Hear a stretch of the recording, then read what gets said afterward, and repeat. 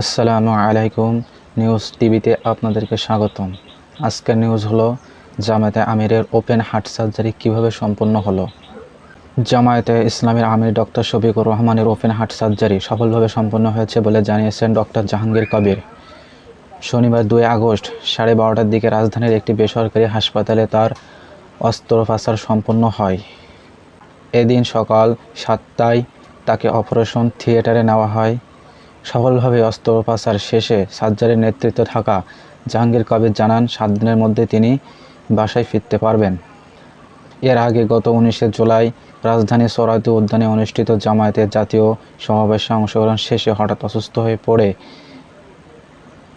একটি স্থানীয় হাসপাতালে তাৎক্ষণিকভাবে ভর্তি হন। চিকিৎসকরা সেদিনের প্রাথমিক পরীক্ষায় বড় কোনো জটিলতা পাননি।